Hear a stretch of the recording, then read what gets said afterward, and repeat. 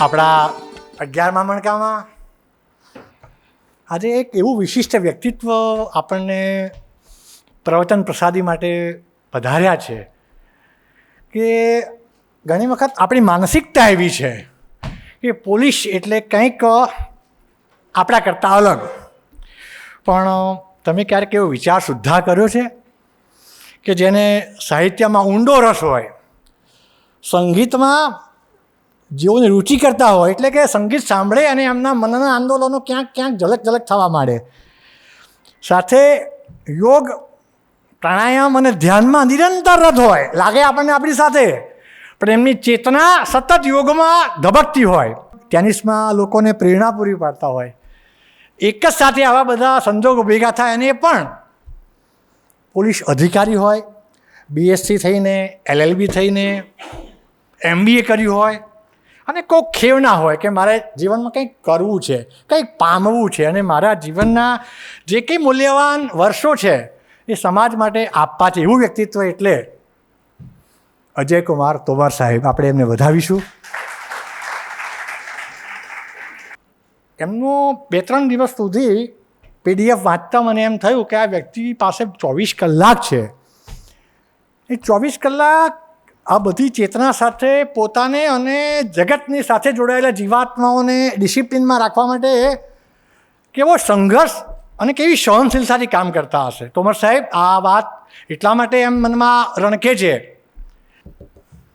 પ્રતિષ્ઠિત મેડલ, જેને એમ કહેવાય કે મેરિટોરિયસ મેડલ, એ મેડલ પોલીસ માટે એક સન્માનજનક, જેમ કે આપણે સાહિત્ય, એ સિવાય કલા, એ સિવાય અનેક વિભાગોમાં પદ્મશ્રી, પદ્મભૂષણ, પદ્મવિભૂષણ મળે છે, એમ પોલીસ ખાતામાં પણ એક પ્રતિષ્ઠિત જે મેડલ મળે છે જે 2005માં સાહેબને સંપ્રાપ્ય થયો છે. પ્રેસિડન્ટ એવોર્ડ મેળવવા માટેની જે પેરાફેરી હોય છે એમાં સાહેબ 2014માં મેડલ ફોર ડિસ્ટિંગ્વિશ સર્વિસ, એટલે ડિસ્ટિંગ્વિશ સર્વિસમાં એમની કેટલી એમની કામગીરી હશે, તો આ 2014માં મળેલો એવોર્ડ છે. અને હવે તો જ્યારે એમની સર્વિસ બેચની વાત આવે છે ત્યારે શરૂઆત ASP તરીકે ગોંડલથી કરી, 91-92માં પાછા અંજાર, ત્યારબાદ મહામહિમ રાજ્યપાલશ્રીના ADC તરીકે એમને પોતાની સેવા 93-94માં આપી. SP તરીકે તો ગાંધીનગર, અમરેલી, ભાવનગર, જામનગર કામ કર્યું.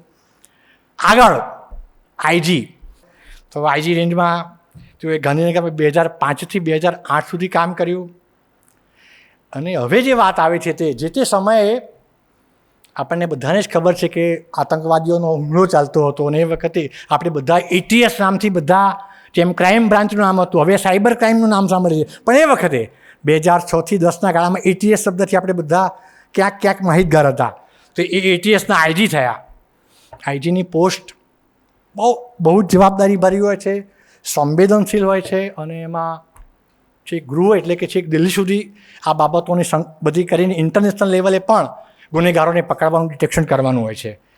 આગળ જોઈએ તો આપણને એમ થાય કે એટલું જ નહીં, એમને તો બોર્ડર ઉપર BSF, મેં આગળ વાંચ્યું ત્યારે તો 2.6 લાખ બટાલિયનના જે એમના કર્મચારી હોય એની પર કંટ્રોલિંગ કમાન્ડિંગની કામ કરેલું છે. આવા IG, BSF અને એ બધી કઈ જગ્યાએ પંજાબ બોર્ડરમાં, પંજાબ અને એ પણ BSF. તો આમ જોવા જઈએ તો સૈનિક શબ્દની સાર્થકતા એમણે દાયિત્વથી નિભાવી છે. આવા IG, BSFના પંજાબમાં 2013-14માં તેઓએ પોતાની ભૂમિકા ભજવી છે. આગળ જઈએ એડિશનલ ડાયરેક્ટર જનરલ, બસ એની પછી તો માત્ર DGPની જ પોસ્ટ આવતી હોય છે. તો આ એક એવી પોસ્ટ છે કે જેમાં ક્રાઇમ રેટ અને ગુનેગારો, આ અજય તોમર નામ પડતા વેત જ ગુનેગારોમાં એક ફફડાટ પેદા થાય, એવું ફફડાટ પેદા કરવાનું કામ એમની મોરલે કર્યું છે. અને એમાં આટલા વર્ષો જે એમણે ધૈર્યથી પોતાની ફરજ બજાવી છે, તો તેઓએ ADG CID ક્રાઇમમાં ગુજરાતમાં 2018-19માં દાયિત્વ એવું નિભાવ્યું છે કે લગભગ આપણે હવે આતંકવાદ શબ્દ લગભગ ગુજરાતમાં સાંભળવા મળતો નથી. આ બધાના ભૂમિકામાં આવા વ્યક્તિઓની જબરજસ્ત મહેનત છે. આદરણીય અજય કુમાર તોમર સાહેબને એમના ધર્મપત્ની કેટલું સરસ કામ બે જણા વહીવટી બાબતમાં કરી રહ્યા છે. તો છેલ્લે તો સુરતમાં અમે જ્યારે હું માધવભાઈ આપણે સુરત ગ્રામ્યના DSPને ત્યાં ગયા હતા અને સવારે વહેલા બ્રહ્મ મુહૂર્તમાં ચાલતા હતા, ત્યારે ગાયોને બરાબર વહલ કરતા હતા ત્યારે ક્યાંક આપણને મંદ મંદ પવન વાતો હતો. એ મંદ મંદ પવન તોમર સાહેબની બોર્ડરની પેલેપાથી ધીમે ધીમે આવતો હતો, એટલે આપણને ડગમગ કરવાની ચાલવાની મજા આવતી હતી. એમની ઓરા, મૂળ વાત આભા. અને આ જગતમાં જેની પાસે નૈતિકતા અને આભા છે એ લોકો જગતમાં કંઈક કામ અને કાર્ય કરી શકે છે. એમાંના અજયકુમાર તોમર જ્યારે આપણી વચ્ચે છે તો આજે તો આપણે ચારે બાજુ માખણને ગીત છે. તો આજે આપણે બધી સમયની મર્યાદા તોડી અને આજે એમને સાંભળવાના છે અને એમના જીવનના અર્ક, એમના જીવનના સંઘર્ષ, એમના જીવનની જે કંઈ ઘટનાઓ એ આપણા જીવનમાંથી પણ પસાર થતી હશે કે પસાર થવાની હશે. તો આવા વિરલા કે જેઓ 31/1/2024 નિવૃત્ત થયા. આગળની વાત તો જ્યારે સ્પેશિયલ અચીવમેન્ટ્સની જ્યારે વાત થાય છે ત્યારે તેમને એક ઓર્ગેનાઇઝ ક્રાઇમ, અત્યારે તમે બધા સાંભળતા હશો, ભૂમાફિયાઓ આ બધા સમસ્યાઓ ઊભી કરે છે કે આપણને ખબર ન પડે, પણ આવા ઓર્ગેનાઇઝ ક્રાઇમવાળાઓ હોય. જો આપને ખબર હોય, સુરતમાં જ્યારે મની લોન્ડરિંગ ચાલતું ત્યારે હર્ષભાઈ સંઘવી સાથે ઘણી મુલાકાતો કરી અને આને બૌદ્ધિક સ્તરે, સામાજિક સ્તરે કેમ આ મની લોન્ડરિંગમાંથી અને આ વ્યાજના ચક્રમાંથી સમાજને બહાર કાઢી શકાય. આપણે જ્યારે છાપા મારતા હતા ત્યારે વિચાર કરો, આવા વ્યક્તિત્વો જ્યારે સમાજમાં મહેનત કરીને કોઈક પ્રમાણભૂત પેપર મૂકે છે અને એનું અમલીકરણ થાય છે ત્યારે આજે આપણા સમાજમાં ક્રમશઃ દેખાય છે કે હવે વ્યાજના અને ભૂમાફિયાઓનો પ્રભાવ ઘટતો જાય છે. જેની પાસે માત્ર 4 કલાક પોતાના માટે, 20 કલાક સમાજ માટે છે, આ વ્યક્તિત્વ અજયકુમાર તોમર છે. છેલ્લે અમદાવાદના સીપી ક્રાઇમ એટલે કે સ્પેશિયલ ડ્યુટીમાં પણ અમે તો સરસપુરના રહેવાસી, રથયાત્રા આવે એટલે આવા બધા સાહેબોને જોઈએ તો અમને એમ થાય હાસ અમારી રથયાત્રા રંગે પાર પડશે. તો આવા વ્યક્તિત્વો, એમની ઉર્જા અને એમનો વહીવટી અનુભવ આપણને બધાને અહીં શાંતિ પમાડે છે. તો આપણે જે કંઈ શાંતિ અનુભવીએ છીએ એની અંદર આવા બધા સાહેબોનો ભાગ છે. તો પુનઃ અજયકુમાર તોમર સાહેબને આગળ સાંભળવાના છે. અજયકુમાર તોમરભાઈ સાહેબને વિનંતી કે તેઓ પૂરેપૂરો 1 કલાક આપે. એ પહેલાં આદરણીય અમારા સુધીરભાઈ શાહ સાહેબ કે જે આ વિચાર બીજના દ્યોતક છે એમને વિનંતી કરીશ કે તેઓ મનનીય પ્રવચન સાથે અજયકુમાર તોમર સાથેની જે ગોષ્ઠી છે, જે દોસ્તી છે, ઘણી વખત ગાડીમાં અમે બેઠા હોઈએ સાથે અને જ્યારે તોમર સાહેબની વાત થાય ત્યારે એમનો કલા, સંગીત અને એમનું જે તાદાત્મ્ય છે એ તાદાત્મ્ય જ્યારે સુધીરભાઈ શાહ સાહેબના મુખારવિંદમાંથી ધીમે અવાજે આવે ત્યારે મને એમ લાગે છે સંગીતનો એક રણકો આવતો હોય ને એવું મને લાગે છે. તો આવા સુધીરભાઈ શાહ સાહેબને વિનંતી કરીશ. માનનીય શ્રી તોમર સાહેબ, આમંત્રિત સૌ વડીલો, સજ્જનો, આપણા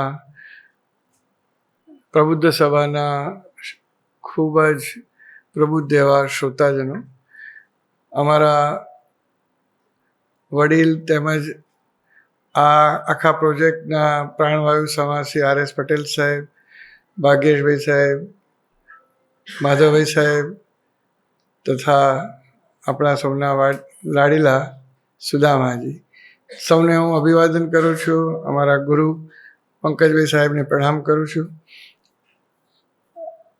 આમ તો સમય આપણા ધારા કરતાં વધારે વહી ગયો છે એટલે અને આમે સુદામાજીના બોલ્યા પછી કશું બોલવાનું રહેતું નથી એટલે આમે નથી રહેતું પરફોર્મ. એટલે મેં સાહેબને ગમ્મતમાં એમ કહ્યું કે આપના ચેલાને હવે ખૂબ 100% તૈયાર કરી દીધા છે એટલે હવે એમને માર્કેટમાં મૂકવાનો સમય થઈ ગયો છે. પણ એમણે કહ્યું કે ના, મારાથી એક સ્ટેજ આગળ છે, કારણ કે એમના જે આ હાવભાવના સાથેના જે અભિનય સહિતના જે છે એ કે અમને નથી આવડે, એ અમે નથી શીખવાડ્યું. એ ગમ્મત બાજુ પર. તોમર સાહેબ માટે હું શું કહું, મારે તો ગણીને જો 5 પરમ મિત્રોનું નામ દેવાનું હોય તો એમાં નિશંકપણે એ આવે છે. અને અમારે આજકાલ કરતાં 22-23 વર્ષ જૂનો ગહન સંબંધ છે. કોઈ જાતની પારસ્પરિક લેવડ દેવડની કોઈ પણ ભાવના વગર એક પ્લેટોનિક રીતે રિલેશન ડેવલપ થયેલું અને અમે અનેક સ્તર પર સાથે કામ કરેલું છે. એ BSFના જવાનો માટેના મેડિકલ કેમ્પની વાત હોય કે એમને ક્લિનિક પર જોવાના અને એમને બધી રીતે હેલ્પ કરવાની વાત હોય કે એમના માટે એક ભવ્ય પ્રોગ્રામ, મ્યુઝિકલ પ્રોગ્રામ અમે કર્યો હતો, જેમાં આશરે 12.5 લાખ રૂપિયા ડોનેશન મળ્યું હતું. સાહેબે પણ પરફોર્મ કર્યું હતું સ્ટેજ પર. આપની જાણકારી માટે સાહેબ તલત મહેમૂદના અવાજમાં સુંદર ગાય છે. અને અમે 18 ડૉક્ટરોએ અલગ અલગ, કોઈ હેમંતકુમાર, કોઈ મુકેશ, કોઈ તલત, કોઈ રફી, એમના અવાજમાં અમે ગાયું હતું, ગીતો ગાયા હતા અને મજા કરી હતી. એ સિવાય પણ પોલીસોના સ્ક્રીનિંગથી માંડીને આર્મીના લગતા કાર્યોમાં તથા સમાજલક્ષી ઘણા કાર્યોમાં અમે સાથે કામ કર્યું છે. પણ એમના જેવો બાહોશ, દીર્ઘદ્રષ્ટા, બહુમુખી પ્રતિભા સંપન્ન વ્યક્તિ પોલીસ ખાતામાં મારે બહુ નમ્રતાથી કહેવું જોઈએ કે મને હજી સુધી એ લેવલનો જડ્યો નથી. આટલી બધી પ્રતિભાવાળો, બહુમુખી પ્રતિભા. ખલીલ જિબ્રાનની વાતો પણ અમે પેટ ભરીને સાથે કરી શકીએ, સંગીતની ઊંડાણની વાતો પણ કરી શકીએ, સાહિત્યના અલગ અલગ ક્ષેત્રોની વાતો પણ કરી શકીએ, સમાજને કેવી રીતે આપણે ઉપયોગી થઈ શકીએ એની પણ અમારે ચર્ચા ચાલતી હોય. એ ઉપરાંત અનેક ક્ષેત્રોમાં એમનું જે જ્ઞાન છે સ્પોન્ટેનિયસ, જૈન ધર્મ ઉપર પણ એમણે ક્યાંક મહાશ્રવણજીના ચાલુ પ્રવચનમાં એમને કોઈએ કહ્યું કે આપ કંઈ કહેશો, તો સળંગ 15 થી 20 મિનિટ એવું ઇન ડેપ્થ જૈનિઝમ પર એ સ્પોન્ટેનિયસલી બોલ્યા. એવા કેટલાય વિષયો પરની ઓડિયો ક્લિપ કદાચ તમે જોઈ હશે. એટલા બધા હોવા છતાં શારીરિક રીતે તમે જુઓ તો યુવાનને પણ શરમાવે એટલી એમની ફિટનેસ છે. એમની પાસેથી આપણે ઘણું શીખવાનું છે. એમના ધર્મપત્ની સુનયનાબેન પણ ખૂબ જાણીતા અને અગ્રગણ્ય વહીવટીકાર તરીકે પણ એમનું ઘણું નામ છે. એમની 2 દીકરીઓ છે અને સાહેબ પોતે એક ઉમદા વિચારક પણ છે. એમનું ફિલોસોફિકલ નોલેજ પણ ખરેખર મને બહુ સ્પર્શી ગયું. કે જીવનનું જે વ્યવહારિક પાસું છે, એની જે ફિલોસોફી છે એ એમનું ખરેખર વિચારણીય છે. IIMમાં પણ કોર્સ ચલાવે છે. સુરતમાં પણ એમણે ઘણી સંસ્થાઓ સાથે કામ કર્યું અને નવી વસ્તુઓ ચાલુ કરી.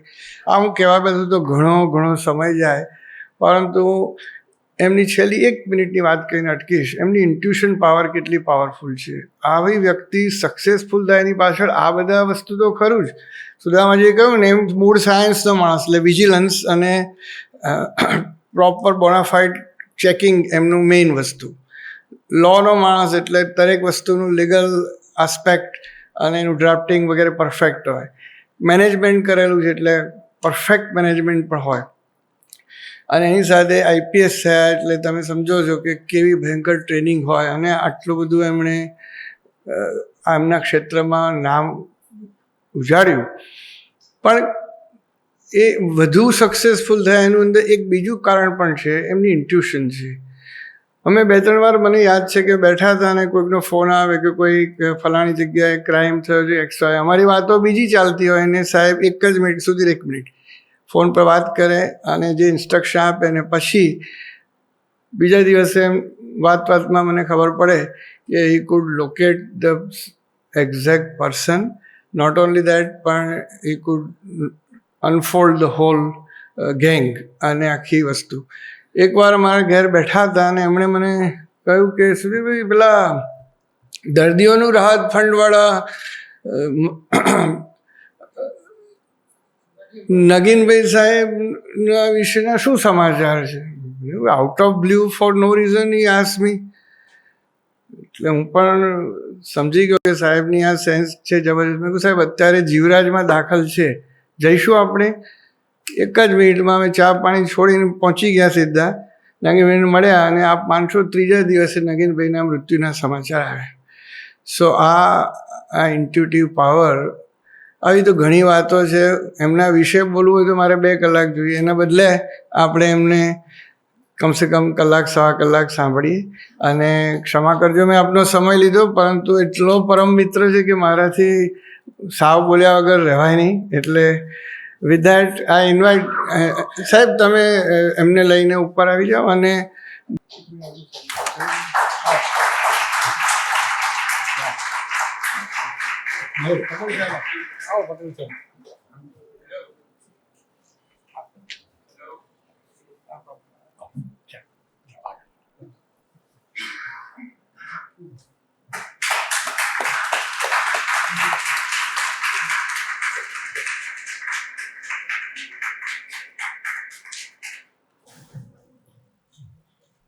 સર્વપ્રથમ તો મારે એક જ વસ્તુ કહેવી છે કે પોલીસ અધિકારી તરીકે અને અમદાવાદના નાગરિક તરીકે મેં મારા જીવનમાં સૌથી વધારે સેવાઓ અમદાવાદમાં આપી છે અને આ વિસ્તારમાં આપી છે. ખરેખર મને ખબર નથી કે કારણ શું બન્યું, પણ છેલ્લા લગભગ 10 વર્ષથી 12 વર્ષથી અવર જવર ઓછી થઈ ગઈ આ વિસ્તારમાં. નહીં તો હું ડીસીપી ઝોન 1 હતો, પછી સેક્ટર 1 હતો, આઈજી એટીએસ તરીકે અહીં રહેતો હતો એલિસ બ્રિજમાં અને અહીં ફરતો હતો. મારા ગામ પછી કોઈ જગ્યાએ મેં એટલા વધારે સમય ગાળ્યા હોય તો આ અમદાવાદ છે. અને મારા ગામડા જઈને હું કહું કે અમદાવાદમાં ખાસ કરીને પશ્ચિમ અમદાવાદને જેવી રીતે હું ઓળખું છું એવી રીતે તો મારા ગામની શેરીઓને હું નથી ઓળખતો. હવે એટલા લાંબા સમયનું આ જે અંતરાલ હતું, આ છેલ્લા 40-45 હમણાં બધું પૂરું થઈ ગયું. મને એમ થાય છે કે this is a coming back home. હું તો ઘરે પાછો આવી ગયો. So thank you very much. અને ડૉક્ટર સુધીર શાહે જે વાતો કરી, હવે એને સલામ કરું અને એને પ્રેમની તો કોઈ પ્રતિદાન હું કરી ના શકું.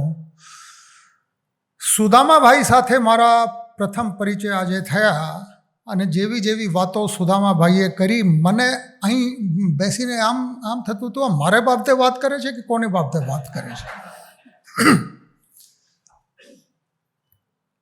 તેરી આંખોं की थकन, तेरी निगाहों का सुकूत, तेरी आंखों की थकन, तेरी निगाहों का सुकूत, दर हकीकत कोई रंगीन शरारत ही न हो. मैं जिसे प्यार का अंदाज समझ बैठा हूं वो तबस्सुम ये तकुल्लुम कहीं तेरी आदत ही ना हो.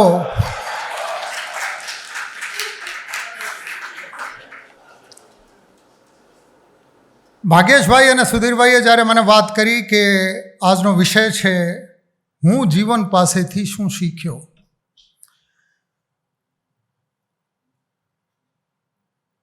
અઘરો વિષય છે.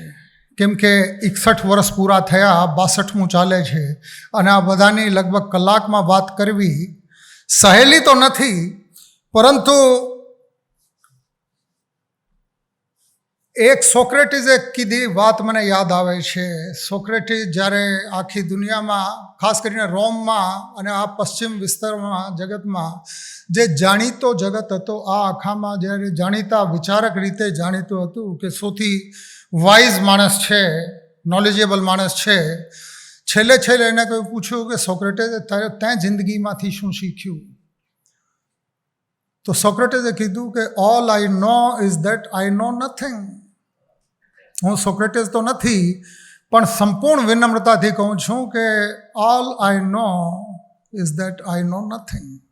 આ કંઈ જીવન ધીરે ધીરે મને આમ સમજાયું કે આ કાંઈ વિવેચના કરવા માટે નથી, આ સમજવા માટેની કોઈ પહેલી નથી. આ એક અવસર છે, આનંદ કરવાનો અવસર છે. આપણે છીએ શું? आग है, पानी है, मिट्टी है, हवा है मुझ में. આપણે પંચતત્વ આ ભેગા થયેલા છીએ. आग है, पानी है, मिट्टी है, हवा है मुझ में, और फिर मानना पड़ता है प्रभु है मुझ में. हम भगवान का स्वरूप हैं, परमात्मा हमारे अंदर है, आत्मा यहाँ है, और आत्मा जहाँ रहती है वो सिर्फ भगवान का मंदिर है. तो मंदिर के साथ हम हमेशा घूमते फिरते रहते हैं. और इसकी એની ઉજવણી કરીએ ઘણું છે, એને માણીએ ઘણું છે, એના આનંદ લઈએ અને બીજાની સાથે સહભાગી થઈએ આ ઘણું છે. બાકી ચોપડીઓમાંથી મળેલું જ્ઞાન, પ્રવચનોમાં સાંભળેલું જ્ઞાન, સોશિયલ મીડિયામાંથી મેળવેલું અદ્ભુત જ્ઞાન, આ બધાની કોઈ કિંમત નથી. આ શબ્દોમાં રાખ છે. આમાં ક્યારે આગ હશે? જ્યારે મહાપુરુષોએ આ શબ્દો ઉચ્ચાર્યા હશે ત્યારે આમાં આગ હશે, પણ આગ ધીમે ધીમે ધીમે ધીમે અંગાર ઠંડા થતા જાય પછી રાખ હાથમાં આવે. મોટા ભાગે ચોપડીઓ તો બધા વાંચી જાય છે. ઘણી બધી ચોપડીઓવાળા ઘણા બધા છે ને દુઃખી દુઃખી થઈને ફરતા હોય છે. કબીરદાસજીએ એક વાત કીધી હતી, મારી બહુ ગમતી વાત છે અને જીવનમાંથી જે મેં શીખ્યું છે એવી રીતે ટચુકડોમાંથી મને વધારે શીખવા મળ્યું છે. મન જાનત સબ બાત. બુદ્ધિ આ તો બધું જાણે છે. મન જાનત સબ બાત, જાનત ભી અવગુણ કરે, કાહે કી કુસલાત, કર દીપક કૂએ પડે. પડ્યા છીએ ખાડામાં, પડ્યા છીએ કીચડમાં અને હાથમાં દીવડો છે, ટોર્ચ છે. આના એક બે કારણ હોઈ શકે કે તો તમે આંધળા છો અથવા તમારી ટોર્ચમાં પ્રકાશ નથી. તો જાણવાથી કંઈ બહુ મોટો ફેર પડતો નથી. આ દેશમાં, આપણા મહાન રાષ્ટ્રમાં અને બહુ બુદ્ધિશાળી એટલા બધા લોકો રહે છે, બધા ગીતા વાંચે છે. હવે આ દેશમાં ઘણું બધું થયું, વિચારણા ઘણી થઈ, પણ કર્મ કરવામાં માન્યા નથી. અને એટલા માટે સરકારશ્રીને બધા મહાનુભાવો અત્યારે મથી રહ્યા છે કે બધા કામ કરતા શરૂ થાય તો દુનિયાની હરોળમાં આગળ જઈએ, આનાથી આગળ નીકળીએ, આનાથી આગળ નીકળીએ. તો હું જે શીખ્યો જીવનમાંથી, all I know that I know nothing. જાણવાથી કાંઈ બહુ ફેર પડતો નથી. કાંઈક કરીએ અને જાગીને કરીએ. બેભાન અવસ્થામાં તમે ગમે તે કરતા હોય, મશીન લાઈક, રોબો લાઈક, તમે ચાલતા જાઓ છો, ઘરેથી નીકળો, ઓફિસ સુધી પહોંચો, કાર પણ આંકો, બધું આંકો, અને કોઈ પૂછે રસ્તામાં શું જોયું? કંઈ જોયું નથી. કેમ કે મગજમાં તો કંઈ ચાલતું હતું. મગજમાં તો બીજા વિચારો ચાલતા હતા. અનેક વૃત્તિઓ, પ્રવૃત્તિઓ, અનેક વિચારો, મથામણ, અને આ સાયક્લોન મગજમાં ચાલતું હોય ને આપણે જીવનમાંથી પસાર થઈ જઈએ, કંઈ હાથ લાગતું નથી, કંઈ સમજાતું નથી. આ કોઈ એક માણસની વાત હું કરતો નથી. પોલીસ અધિકારી તરીકે મને એક અવસર મળ્યો જીવનને બહુ નજીકથી જોવાનો. હવે જીવન થોડી અમોર્ફસ બાબત છે, એટલે અમૂર્ત જેવી બાબત છે, પણ સમાજને એટલા નજદીકથી મેં જોયું છે. સમાજની સાચી હકીકત, નાગી હકીકત જે મેં જોયું છે, જે જોઈ છે, આમાં દેખાય છે કે મોટા ભાગે લોકો બેભાન અવસ્થામાં જુદા જુદા વૃત્તિઓમાં ફસાઈને એના નશામાં જીવન કાઢી દેતા હોય છે. હાથ કંઈ લાગતું નથી અને કાહે કી કુસલાત, કર દીપક કૂએ પડે. બધું જાણે છે બુદ્ધિ, અને તોય માણસ દુઃખી છે, હેરાન છે, પરેશાન છે.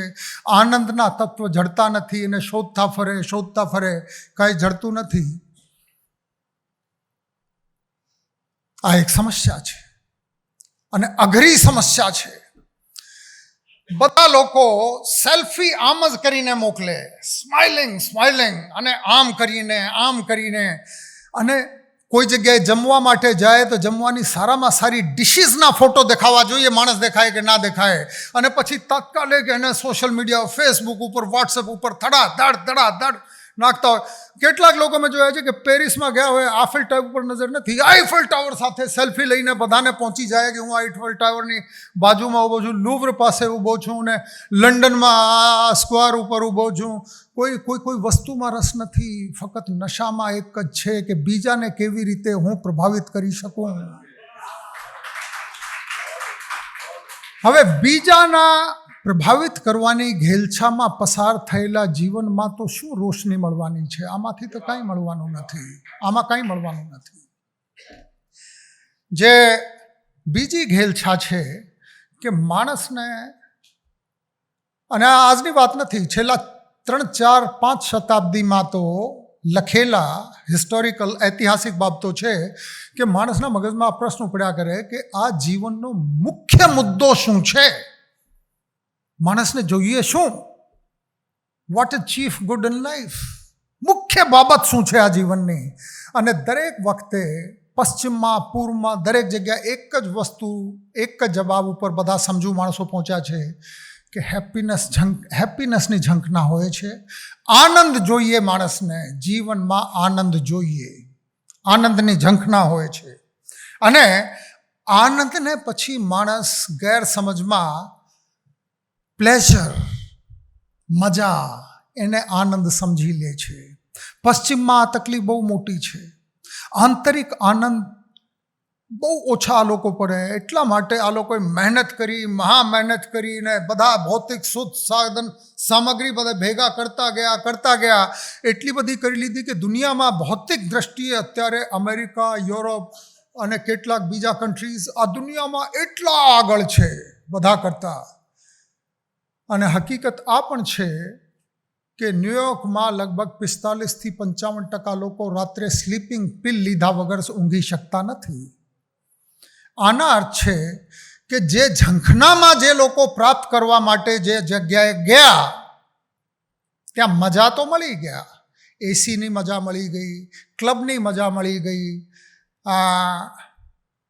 ટાઈમ સ્ક્વેર ઉપર જે મ્યુઝિકલ્સ ચાલતા હોય છે એની મજા મળી ગઈ, નશાની મજા મળી ગઈ, દારૂની મજા મળી ગઈ, મોંઘી દાટ વસ્તુઓ ખરીદવાની, 5th એવેન્યુ ઉપર શોરૂમ, વર્લ્ડના ટોચ મોંઘા શોરૂમ ત્યાં છે, આની મજા મળી ગઈ.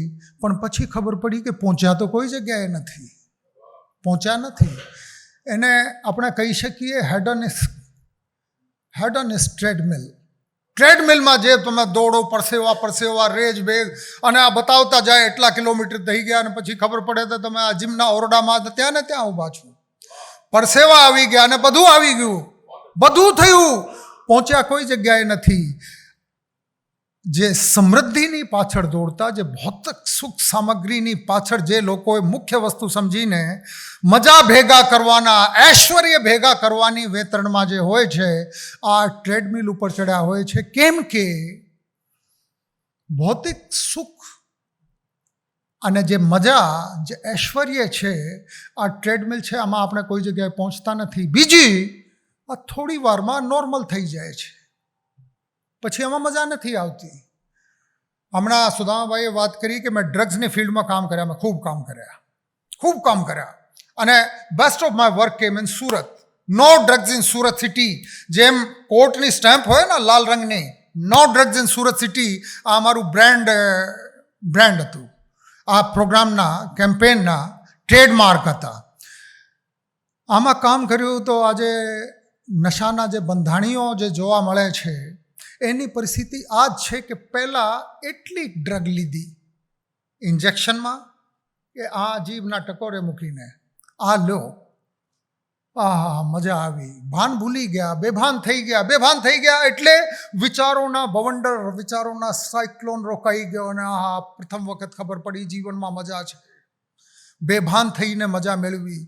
એવી જ રીતે ભૌતિક સુખ સામગ્રીની પાછળ જે લોકો મીંડા ટકાવવા માટે આજે 10 લાખ છે, પછી કરોડ, પછી 10 કરોડ, પછી 100 કરોડ, પછી 500 કરોડ ને 1000 કરોડ, હવે તો ટ્રિલિયન્સ ઓફ ડોલરથી નીચે કોઈ મોટા ભાગે વાત કરતાય નથી. હવે એટલા મીંડાઓ છે અને પછી ગૂગલ સુધી પહોંચીએ. ગૂગલની મિનિંગ છે એકની આગળ 100 મીંડા લગાડો તો ગૂગલની સંખ્યા. હવે એટલી સંખ્યા કેટલી, મારા તો મગજ ફાટી જાય, કાંઈ સમજાતું નથી. હવે બધા લોકોને એટલા મીંડા મૂકવા છે અને આ મીંડાના ચક્કરમાં ડ્રગના બંધાણીની જેમ ગમે તે કરવું હોય, ટર્નઓવર વધવું જોઈએ, એબિટા વધવું જોઈએ, પ્રોફિટ આફ્ટર ટેક્સ વધવું જોઈએ, નેટ પ્રોફિટ વધવું જોઈએ, અને હું આ મેળવી શકું, આ બ્રાન્ડેડ વસ્તુ ખરીદી શકું. આ નશામાં જીવન પસાર કરવું હોય તો ખરેખર જે ચીફ ગુડ, જે આનંદ હતા, આ આનંદ તો મૃગ મરીચિકા થઈ જાય છે, મૃગજળ જેવું થઈ જાય છે. લાગે છે કે સામે છે પણ હોતું કંઈ નથી. આ બધું થાય છે શું કામ? માણસ આમ તો સમજ્યું છે, વિચારો બધા છે. આપણા દેશમાં બધા વેદો લખાણા, ઉપનિષદ લખાણા, વેદાંત થયા, પછી શંકરાચાર્યજીએ એની વ્યાખ્યા કરી, અદ્ભુત એકાત્મવાદી વ્યાખ્યા કરી. પછી બાદરાયણ વ્યાસે જે લખ્યું હતું એના ઉપર વિવેચના કરીને એની મીમાંસા લખી. આ બધા કરતાં પછી માણસને શબ્દો બધા અહીં ભેગા થઈ ગયા, એની મિનિંગ ક્યાં સરકી ગઈ, એનો અર્થ ક્યાં નીકળી ગયો, આ કંઈ ખબર ના પડી. ફક્ત શબ્દો શબ્દો અહીં ટાંગેલા છે. આપણા બધાના ઘરમાં આજે નહીં તો નાનપણમાં એક પણ એવા ના હોય જેના ઘરમાં આ કેલેન્ડર ના હોય. મહાભારતનું કેલેન્ડર. રથ છે, રથમાં ઘોડાઓ થનગની રહ્યા છે અને ઘોડાઓની લગાન ભગવાન કૃષ્ણના હાથમાં છે અને અર્જુનના ટાંટિયા ધ્રુજી રહ્યા છે, ગાંડીવેવના હાથમાંથી સરકતું જાય છે. આ ગીતાના ઉપદેશનું કેલેન્ડર આપણા બધાએ જોયું છે ને સતત જોઈએ છીએ. અને હજુ મારી પાસે તો મોટા ભાગે કોઈકના કોઈક અઠવાડિયામાં, હું જ્યારે પોલીસ જોબમાં હતો ત્યારે કોઈકના કોઈ ગિફ્ટ હજુ પણ આપી જાય છે. કેટલાક મિત્રો એટલા સ્નેહી છે, હજુ આપી જાય છે. અને એટલી બધી ગીતાઓની પ્રતિઓ ભેગી થઈ ગઈ છે. તો મેં કેટલાકને વાત કરી, ભાઈ તમે વાંચી છે? કોક તો એવા વીર હોય આ કહે સાહેબ મેં તો 500 વખત વાંચી છે. અરે ભલા માણસ, જાગ્રત રહીને એક વખત વાંચી લીધી હોય એવી આગ એક વખત તમને મળી જાય, ચંપાઈ જાય તો પછી બીજી વખત વાંચવાની જરૂર હોતી નથી. હવે તમે પાઠ કરો છો. હવે અર્જુનના આ કેલેન્ડરની જે મેં વાત કરી, જે ચિત્ર આપણે જોયા છે, આમાં થોડું અજુગતું નથી લાગતું? ત્રિલોકના માલિક ભગવાન કૃષ્ણ આ તો સારથીના રોલમાં છે, સારથીની ભૂમિકામાં છે. લગામ એના હાથમાં છે અને આમ પાછા વળીને જુએ છે કે શેઠ શું કરે છે અને શેઠના ટાંટિયા ધ્રુજી રહ્યા છે અને હાથ કપાઈ રહ્યા છે. આમાંથી ગાંડું છૂટતો જાય છે અને પછી કહે છે કે હું આમાં કેવી રીતે લડવું? બસ આમાં કોઈ મારા કાકા છે, કોઈ કાકાના દીકરા છે, કોઈ મારા ફુવા છે અને ગુરુ દ્રોણ દેખાય છે અને ભીષ્મ પિતામહ દેખાય છે અને આ બધા નાનપણથી મારી સાથે ઉછરેલા છે અને મારા ઉછેર કરવાવાળા છે. હવે એની સામે મારે એને મારીને હું શું કરીશ? આ બધા પ્રશ્નો આવે છે અને આ પ્રશ્નો ભગવાનના જવાબ આપવાનું શરૂ કર્યું. પણ મૂળ વસ્તુ, હું ગીતાના સંપૂર્ણ પાઠ અહીં કરવાનો નથી. કોઈના મગજમાં ચિંતા હોય કે આ ગાડી કઈ બાજુ જતી રહી, ગાડી કોઈ જગ્યાએ જતી નથી. મુદ્દો આ છે કે ભગવાન તો ડ્રાઈવરની સીટ ઉપર છે, સારથીના રોલમાં. અને અર્જુન જે સામાન્ય ધનુર્ધારી છે એમાં કઈ બુદ્ધિ વિવેચના બહુ વધારે નથી. સામાન્ય પ્રિન્સ એટલે રાજકુમાર હતા અને જીત્યા અંતે પાંડવો મહાભારતના યુદ્ધમાં. એનું કારણ એક જ હતું કે સારથીની ભૂમિકામાં ભગવાન કૃષ્ણ હતા. અને જે ઘોડાઓ હતા, આ ઘોડા, આપણે પણ એના બધાના ઉપર રથ ઉપર સવાર છીએ. એ ઘોડાના નામ કામ, બીજા ક્રોધ, ત્રીજા મદ, મોહ, લોભ, ઈર્ષા, અહંકાર.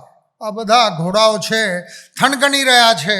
અને ભગવાન કૃષ્ણે તો કીધું છે, સંભવામી યુગે યદા યદા હિ ધર્મસ્ય ગ્લાનિર્ભવતી ભારત, કે જ્યારે જ્યારે ધર્મની હાનિ હશે, જ્યારે શત્રુ અને ગંદા લોકો આ સમાજ ઉપર છવાઈ જશે, ત્યારે હું તમારા મદદે આવીશ. અને મદદે કાંઈ ઉપરથી રથ લઈને ભગવાન આવવાના નથી, આપણી અંતરાત્મામાં હંમેશા બેઠા હોય છે.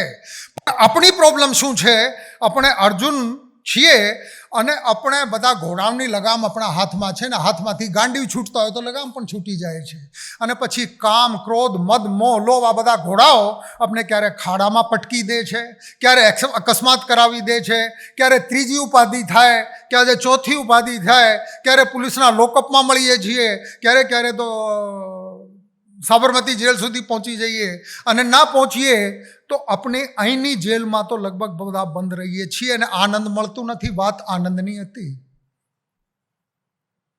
અને બીજા કોઈ આવી જાય તો તાત્કાલિક ગીતાજીની, તમને ગીતાજીની ભેટ આપું છું. હવે બધાના હાથમાં ગીતાની પ્રતિઓ છે. અદ્ભુત ગ્રંથ છે. મેં તો જેટલું વાંચ્યું છે, આમ કરંટ જાય છે ઉપરથી નીચે સુધી, તમામ ઇલેક્ટ્રોન, પ્રોટોન. ડૉક્ટર સાહેબ, આખી ન્યુરોસાયન્સ થનગની ઉઠે છે, બ્રેન થનગની ઉઠે, નર્વસ સિસ્ટમ ટોટલ કંપાઈ જાય છે. આમાં એક વાર્તા કહું, આપણી પરિસ્થિતિ ઉપર છે એટલા માટે કહેવાની ઈચ્છા થાય છે મારી. આપણા બધા જેવા એક સમજદાર ભાઈ હતા. એના દીકરા થોડા મોટા થતા શરૂ થયા તો એને બધા જ્ઞાન આપવાની બહુ ઈચ્છા હતી કે ભાઈ હું મોટી ઉંમરનો થઈ ગયો અને દીકરા મોટા થતા જાય છે તો મારા જે સંકલિત જ્ઞાન છે બધા એને આપી દઉં. પછી એક દિવસે કીધું કે ચાલ દીકરા, આજ તને શિકાર કરતા શીખવાડીશ. લઈ ગયા.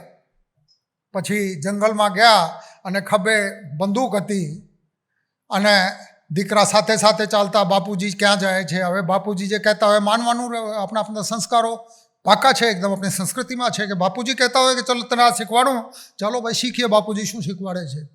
હવે બાપુજીએ કીધું, દેખ દીકરા, હવે આપણે આ પક્ષીઓ જાય છે કે હા બાપુજી જાય છે.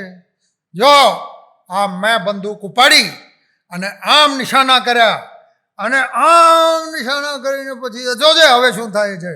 હવે ગોળી દાગી, હવે પક્ષી ગયા અને ગોળી આમ ગઈ. પછી બાપા દીકરા બાજુ જોઈને કહે છે કે જો દીકરા, જોયું તે કે મર્યા પછી પણ પંછી કેવી રીતે ઉડતો જાય છે. હવે નિશાના કોઈના લાગતા નથી અને છોકરાઓને જ્ઞાન આપીએ છીએ. જ્ઞાન આ પ્રકારનો છે કે જો દીકરા, હવે તમારા નિશાના લાગ્યા નથી તો છોકરાઓને શું શીખવાડો છો? જે તમને સમજાયું હોય, તમે જાગૃત રહીને તમારી ચેતનામાં કોઈ વસ્તુ ઉતરી હોય, આ તમારે કહેવાની જરૂર નથી. દીકરાઓ ને દીકરીઓ ઘરે જોતા હોય છે બાપુજી શું કરે છે, એને કંઈ બતાવવાની જરૂર રહેતી નથી. અને આપણે પણ આ સમાજમાં છીએ જે જાગૃત રહીએ તો સવારથી સાંજ સુધી ચારે બાજુ ગીતાના ઉપદેશ ચાલતા હોય છે. ચારે બાજુથી આપણે ઘણી બધી વસ્તુઓ શીખી શકીએ જે જાગૃત હોઈએ તો. અને બેભાન અવસ્થામાં તો જીવન ઘણા બધાના પસાર થઈ જાય છે. કાંઈ ખબર નથી પડતી કે હવે કેટલા વર્ષના થયા, હવે કેટલા વર્ષ થયા. અત્યારે એક બીજી વસ્તુ કહેવાની મારી ઈચ્છા થાય છે. એક ભાઈ વાત કરતા હતા, 2-4 જણા બેઠા હતા એસજી હાઈવે ઉપર, કે 20 પહેલાં તો જુઓ, 20 નીચે તો કેવી મજા, આહા બહુ મજા. અને 20 થી 30 ધારો તે કરી શકીએ અને 30 થી 40 ચાલી જાય. હવે 40 થવા આવ્યા, હવે તો ભાઈ કોઈ વસ્તુમાં જામતું નથી, કાંઈ બહુ મજા નથી. હવે 45 ઉપર તો ખબર નહીં શું પડશે. હવે તમને ચિંતા થઈ જશે કે 45માં શું થશે. આ ખરેખર ઉંમરની વાત નહોતા કરતા, આ તો ટેમ્પરેચરની વાત કરતા હતા. આપણે બાયોલોજિકલ ક્લોક એવી રીતે ફિટ કરીએ છીએ. અમદાવાદ માટે મારા મગજમાં બહુ માન છે અને દિલથી માન છે. હું હરિયાણા જાઉં, પંજાબ જાઉં, દિલ્હી જાઉં કે કોઈ પણ જગ્યાએ જાઉં, થોડીક વારમાં ગુજરાતની, અમદાવાદની વાત તો ચાલે, હવે સુરતની એ ચાલે છે. અને થોડી ઘણી વાત કરું, ટ્રાય કરું કે સાચું કરું, પણ હવે પ્રેમ ભાવ છે આમાં, અતિશયોક્તિ એ થાય. કેટલાક લોકો કે એવા છે લોકો, એવા છે. હવે ઘણા બધા લોકો એટલા સારા મને મળ્યા છે કે એને જેટલા વખાણ કરીએ એટલા ઓછા છે. પરંતુ દરેક પ્રકારના લોકો દરેક જગ્યા હોય છે. એની વાત થોડી વાર પછી હું કરું. ટોપિક ના ભૂલાઈ જાય કે જીવન પાસેથી મેં શું શીખ્યું, જીવનમાંથી હું શું શીખ્યો. પહેલી વસ્તુ, જે તમે નિયંત્રિત કરી શકતા હોય એને કંટ્રોલ કરો. જે તમે કંટ્રોલ કરી શકતા હોય તમે કંટ્રોલ કરો, અને જે તમે કંટ્રોલ ના કરી શકતા હોય એને સ્વીકાર કરો. સ્વીકાર કર્યા વગર કોઈ છૂટકો નથી. દુઃખી થાઓ, દુઃખી થવાનું છે, દુઃખી થાઓ, પહેલી વાત.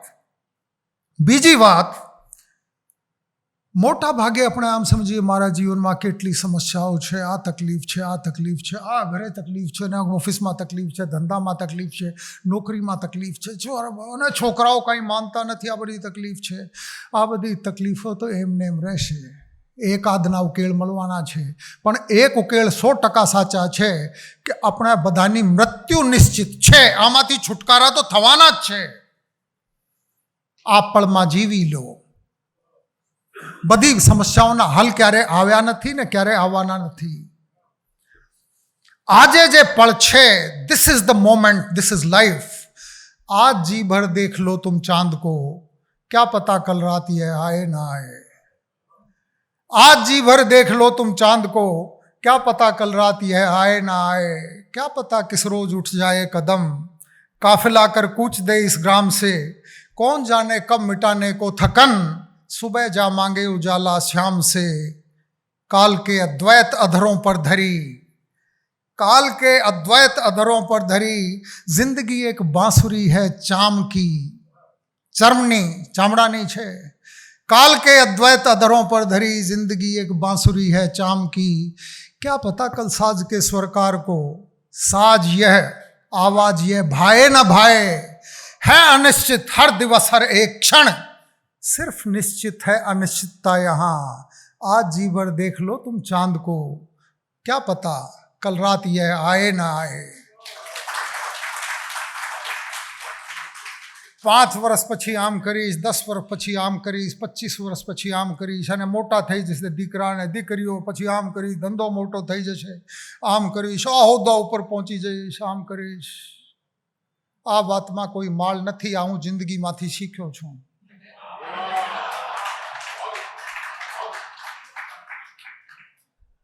This is the moment. આજે આપણે હોલમાં પ્રેમથી સદભાવથી મોટા ભાગનાના મોઢા ઉપર મને આનંદ અને શાંતિ દેખાય છે. This is life. અને આમાં જેટલા ડૂબશો આ પળમાં, આ જીવન છે. બાકી ભૂતકાળ તો ગયા, એને ચોંટવાથી કાંઈ મળવાનું નથી, અને ભવિષ્યની ચિંતા કરવાથી કાંઈ ફેર પડતો નથી. આ હું તમને 1945ની એક વાર્તા કહું. 1945, મને ડેટ પણ યાદ થાય, 6 ઓગસ્ટ યાદ છે, એટલે હિસ્ટ્રીમાં વાંચેલી છે, મારા તો જન્મ પછી થયો. એક B-29 બોમ્બર ઉપડ્યા પેસિફિક આઇલેન્ડમાં, એક જજીરા ઉપરથી, એક આઇલેન્ડ ઉપરથી, અને ગયા જાપાન બાજુ. એના ટાર્ગેટ હતા કોકુરા સિટી. કોકુરા સિટી ઉપર એમાં એટમ બોમ્બ હતા. અમેરિકાએ નક્કી કર્યું પર્લ હાર્બર પછી કે આ જાપાનવાળાને બરાબર ચેપવું પડશે, એને સમજાવવું પડશે, આ લોકો સમજતા નથી. તો આ B-29 બોમ્બરમાં એટમ બોમ્બ હતા. એટમ બોમ્બ લઈને ગયા અને એના ટાર્ગેટ હતા કોકુરા સિટી. કોકુરા સુધી જ્યારે પ્લેન પહોંચ્યા ત્યારે GPS ને મેટ ડિપાર્ટમેન્ટ એટલા ડેવલપ નહોતા. ત્યાં થોડી વારમાં વાદળો ચારે બાજુ આવી ગયા અને ટાર્ગેટ દેખાણા નહીં. કોકુરા ક્યાં છે એક્ઝેક્ટલી ખબર ના પડી. આ વાદળો ક્યારે આવ્યા હશે, કેમ આવ્યા હશે, કેવી રીતે આવ્યા હશે, આ તો કુદરત જાણે. અને પછી પાયલટના મગજમાં તો ક્લિયર હતી કે પ્લાન બી શું છે, કે કોકુરામાં ના થાય તો નાગાસાકી ઉપર જાઓ.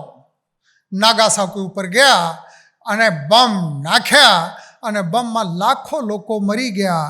હવે કોકુરાવાળા લોકોની કિસ્મત સારી હતી, નાગાસાકીવાળા લોકોની કિસ્મત ખરાબ હતી, કે આજ દિવસ સુધી રેડિયેશનના શિકાર આ લોકો જનરેશન આજ દિવસ સુધી ભોગી રહી છે.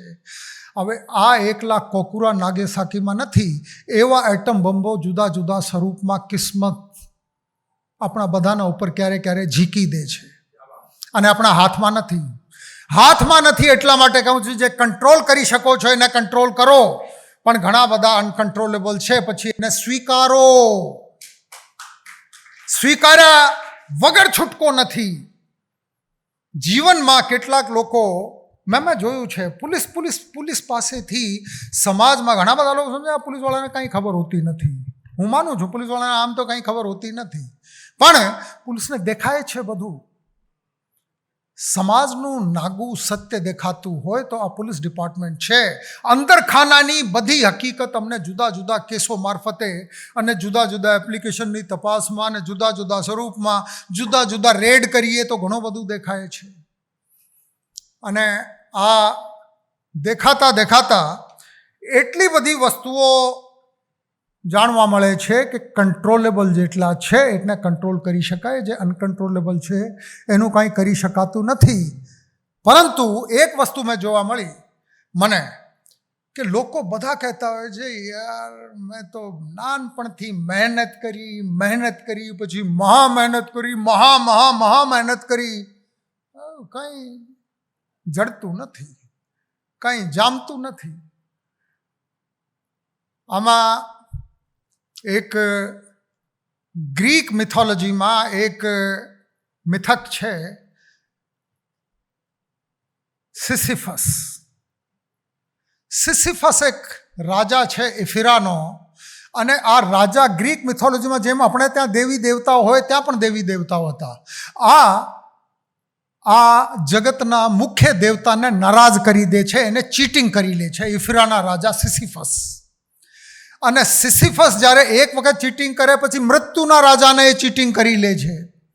હવે આ બધા નારાજ થઈને એને કહે છે કે હવે તારી જિંદગી આખી તને એક સજા આપીએ છીએ, તને એક શિક્ષા આપીએ છીએ કે આ ડુંગળી દેખાય છે, ડુંગર મોટો કે આ સાહેબ દેખાય છે, અને આ મોટી તને બોલ્ડર દેખાય છે એટલે ચટ્ટાન દેખાય છે, પાણો જબરો, કે હવે તારે ધક્કા મારી મારીને આ ડુંગરની ચોટી સુધી તમારે પહોંચાડવાનો. કોક કારણસર આપણામાંથી મોટા ભાગે આ સિસિફસના રોલમાં છીએ. એને ધકેલો સિસિફસ પરસેવા રેજ ભેજ બધું થઈને જેમ જેમ જેમ જેમ જેમ ચોટી દેખાતી શરૂ થાય, હવે પહોંચ્યા પછી કંઈ થાય ને પૂછે આમ જીત પાછા નીચે, પછી ફરી લાગી જાય, ફરી ખેંચીને. આપણા બધાની જીવનમાં થોડા ઘણા સિસિફસ આપણે બધા છીએ. જેટલી ટ્રાય કરીએ છીએ કંઈ બધું એળે જાય છે, કંઈ જામતું નથી, કંઈ મળતું નથી, કંઈ પૂર્ણ થતું નથી જે કંઈ કરવા જઈએ છીએ. અને આના લીધે આ સિસિફસની જે ત્રાસદી છે, જે ટ્રેજેડી છે, એના શિકાર આપણે બધા છીએ. પછી કેમોએ જેને આ મિથક ઓફ સિસિફસ લખી છે એનું કહેવું છે કે આ જીવન તો એવું જ છે, એબ્સર્ડ છે, ધાંગધડા વગરનું છે. અને ખરેખર મેં જે વાત કરી કે પોલીસ અધિકારી તરીકે મેં જોયું છે એબ્સર્ડ, ધાંગધડા વગરનું છે. કોકને બહુ સહેલાઈથી ઘણું બધું મળી જાય ને કોક આખા માણસ મહેનત કરીને મજાએ કાંઈ ના મળે. અને હું ભાગ્યવાદી નથી, હું જરાય ભાગ્યવાદી નથી, પણ આ જીવનની એબ્સર્ડિટીની એક હકીકત છે. કેમું પછી કહે છે કે આ તમને નિરાશામાં મૂકવા માટે મેં આ વાર્તા લખી નથી, મિથ ઓફ સિસિફસ. આ કહે છે એટલા માટે છે કે આજે બોલ્ડરને ઉપર સુધી ધકેલવા માટે પુશિંગ કરીને અને પરસેવા અને બધું આ જીવનની હકીકત છે અને તમારા કંટ્રોલ બહાર છે. જે એને એન્જોય કરી શકે, જે આમાં આનંદ માણી શકે, આ માણસ જીવનનો આનંદ માણી શકે, બાકી કોઈ માણસ જીવનનો આનંદ માણી શકવાના નથી. જેને પરફેક્ટ કન્ડિશન જોઈએ આ એવું જ હોવી જોઈએ. ટેમ્પરેચર 20માં ઠંડુ છે ને 21માં વધારે 20.5 રાખો તો જ બરાબર થાય. અને દરેક બેડરૂમમાં દરરોજ રાતે ડખા આ ચાલ્યા કરે. પંખા 3 ઉપર કરો, ના 2 ઉપર રાખો તો વધારે સારું. હવે જેને 4 ઉપર જોઈએ ને 2 ઉપર જોઈએ, આ બનાની આખી ઉંમર નીકળી જાય છે, આ ડખામાં જ જાય છે. હવે પરફેક્ટ કન્ડિશન જીવનમાં ક્યારે મળવાની નથી. સ્વીકાર ભાવ હોવા જોઈએ, સ્વીકાર ભાવ હોવા જોઈએ. અને સ્વીકાર ભાવ આમ મન મૂકીને નહીં, અરે યાર શું કરવું પડશે, હવે કરવું ના પડે, અરે આનંદથી કરો કે જીવન એવું છે, ચલો હવે ફરીથી એને ધકેલીએ, ફરીથી પુશ કરીએ, ફરીથી ઉપર લઈ જઈએ. જીવનમાં જે ગમતી અણગમતી વસ્તુઓ છે આ ધૂપ છાયની જેમ છે. જેમ દિવસ રાત્રિ આવે, સુખ દુઃખ આવે, ધૂપ છાયડો આવે, એવી રીતે સુખ ને દુઃખ બંને આયા કરે. પણ લોકો કરે છે શું કે સુખમાં તો માણી લે, પછી તો ગરબા કરે, અને પછી દુઃખ આવે તો પછી રાડો રાડ કરી મૂકે. પડોશીને ના ઝંખવા દે, મિત્રોને હેરાન કરી નાખે, યાર આ શું થઈ ગયું, આ પેન બોડી થઈ જાય. પેન બોડી એટલે એની નજીક જાઓ તો પેનમાં તમે ડૂબી જાઓ. આ તમને હેરાન કરી દે તમારી પોતાની તકલીફો બતાવીને. આમાં રાસ્તા તો છે, અને કાવ્યમાંથી ઘણા બધા રસ્તાઓ મળે.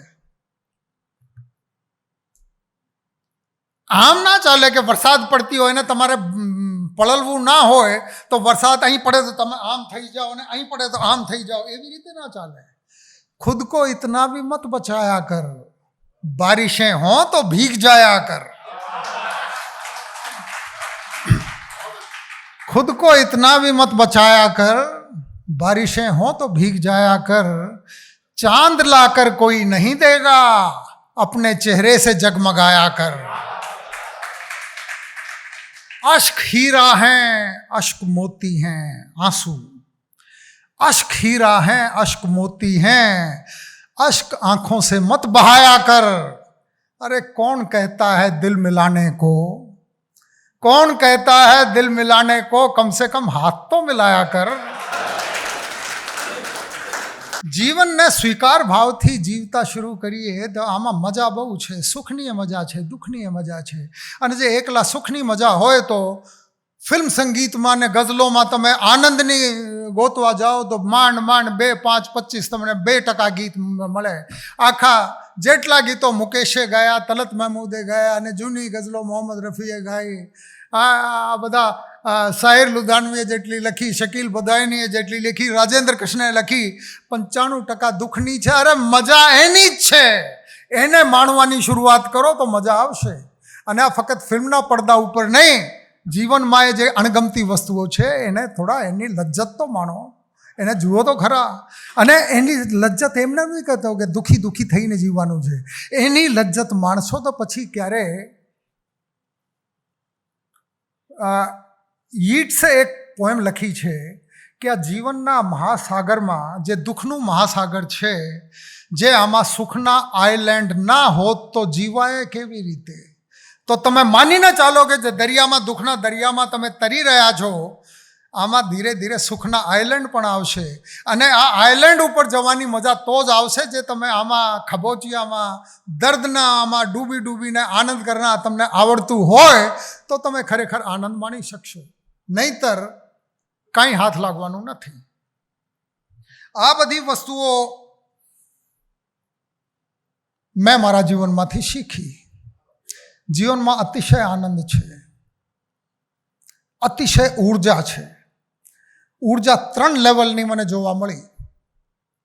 પહેલી ઉર્જા, જે ઉર્જા થકી આપણે કામ કરીએ છીએ, સવારથી સાંજ સુધી ઓફિસમાં, દુકાન ઉપર, શોરૂમ ઉપર, કે બીજી કોઈ જગ્યાએ, કે ત્રીજી કોઈ જગ્યાએ, કે રતિલાલભાઈની જેમ કાગજ કલમવાળી મહેનત કરીએ. માધવ રામાજન સાહેબ, આ બધા મહારથીઓ છે આ કલમના, ભાગ્યેશભાઈ બેઠા છે, બીજા ઘણા છે. આમાં મહેનત બહુ છે. આ મહેનત કરીએ, એક ઉર્જા હોય છે. ને પછી આમ કરીએ કે ભાઈ હવે થાક્યા, હવે ચાલો લંચ કરીએ. રતિલાલભાઈ એવું થાય છે કે નહીં? પછી થાક લાગે થોડી. આ અસામાન્ય ઉર્જા, અસામાન્ય ઉર્જા. પછી ક્યારે રાત્રે આખા દિવસના કામ કર્યા પછી આવીએ અને ગમતી કોઈ પુસ્તક હાથ લાગી જાય અને એને વાંચીએ અને એને વાંચવાનું શરૂઆત કરીએ અને પછી આંખો આમ બંધ ખાય અને ઝટકા ખાય. આના અર્થ છે કે માનસિક ઉર્જા જે ચોપડીને જોઈને આવી હતી કે ચલો એને આજે આ ચોપડી વાંચશું, આ ગઝલ વાંચશું, આ કવિતા વાંચશું, આ સાહિત્ય કૃતિ છે આ વાંચશું, મારી ગમતી છે. પણ થોડી વારમાં આંખો તો બંધ થઈ જાય. થાકીને આવ્યા હતા, આમ ઊંઘવાના હતા, પણ થોડી વાર પુસ્તક ચાલે, આ મેન્ટલ એનર્જી, ઇન્ટેલેક્ચ્યુઅલ એનર્જી, એને સેટિસ્ફેક્શન મળે, એના મજા આવે. થોડી વાર એને વાંચીએ, પણ થોડી વારમાં ચોપડી અહીં હોય ને આમ જે માણસ જતો રહે, ઉર્જા પતી ગઈ. હવે પતેલી ઉર્જામાં પછી કોઈ બાજુમાંથી અવાજ લાગે કે આ સિલિન્ડરમાંથી કાંઈ લીક થયું ને થોડી આગ લાગી ગઈ ને બધી થાક ગઈ, અને તાત્કાલિક તમે જાઓ છો અને બાથરૂમમાંથી બાલ્ટી ભરો અને આમ ફેંકો ને આમ, પછી થાક બધી ભૂલાઈ ગઈ. આના અર્થ છે સેકન્ડ લેવલ ઓફ એનર્જી, જે અંદર પડેલી હોય છે, સામાન્ય રીતે બહાર આવતી નથી. એને કાઢવાની ટ્રીક આપણે શીખીએ તો આ સારો એવો સ્ટોર છે એનર્જીનો. અને ત્રીજી એનર્જી એવી જે તમારી ગમતી વસ્તુઓ તમે સવારથી સાંજ સુધી કરતા હોય અને તમારા વાઈફ કે હસબન્ડ આવીને કહે કે જો હવે તો સાંજ થઈ ગઈ, સવારે બેઠા હતા ને સાંજ થઈ ગઈ, આમાં કોઈ થાક નથી. અને સમયની કિંમત રહેતી નથી, સમયનું ભાન રહેતો નથી, ભાન ભૂલાઈ જાય છે. અને પછી ઊભા થાઓ તો થોડું આમ તો કરે માણસ, પણ પછી કોઈ થાક નથી. તો જે ગમતી વસ્તુઓ છે, આ કુદરતે તમારામાં મૂકેલી સ્પેશિયલ સ્ટ્રેન્થ છે. આમાં ઉર્જાના સ્ત્રોત ક્યારેય ખૂટતો નથી. આત્મિક ચેતનામાંથી જે સ્ફૂર્તિ ઉર્જા છે, આમાંથી સ્ફુરણ જે થતું હોય છે, આ ક્યારેય ખૂટવાની નથી. જે માણસ પોતાના પેશન્સને ઓળખી જાય છે, પોતાની કુદરતે ખાસ મૂકેલી આવડત, સ્કિલ્સ, સ્ટ્રેન્થ એને ઓળખી લે છે અને આ પ્રમાણે જીવતા શરૂ થાય છે, એને ક્યારે થાક લાગવાની નથી. એના જીવન આમ જાય છે સ્મૂથલી, આનંદથી, એને કોઈ પ્રોબ્લેમ નડતી નથી. અને જે માણસ આ ટ્રેજેડી મોટા ભાગના લોકો સાથે સમાજમાં બનતી હોય છે, એની વાત કરું થોડો એક ઘૂંટડા પાણી પીવું.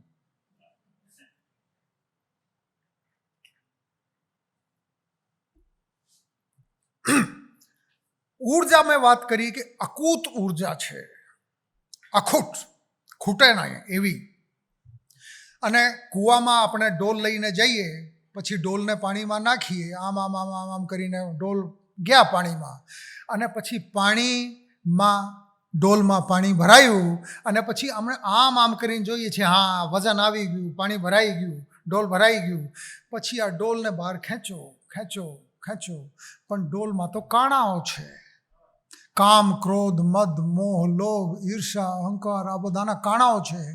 અને ખેંચીએ જ્યારે બાલટી આમ કરીએ તો બાલટી ખાલી. કૂવામાં તો પાણી હતું અને ડોલમાં આવ્યું પણ હતું. હવે ઉંમર વધવાની સાથે શું થાય છે કે ડોલમાં જે કાણું આપણે પડી ગયા છે, આમાં જેટલા વધારે પાણી નીકળતા જાય એટલા કાણા મોટા થતા જાય. અને એટલા માટે નાના છોકરાઓને થાક લાગતી નથી. સવારથી સાંજ સુધી ધમાલ કરે અને 40, 50, 60 પછી મોટા ભાગે લોકો થોડી વારમાં બ્રેકફાસ્ટ લીધા પછી થાકેલા હોય, અને પછી માંડ લંચ સુધી જાય, અને લંચ પછી થાકી જાય, પછી ઊંઘી જાય. આખા દિવસ થાકમાં નીકળતી હોય. આના અર્થ છે કે આ ડોલ ખાલી આવે છે. ઉર્જા છે અંદર, કૂવામાં પાણી છે, આપણા અંદર છે.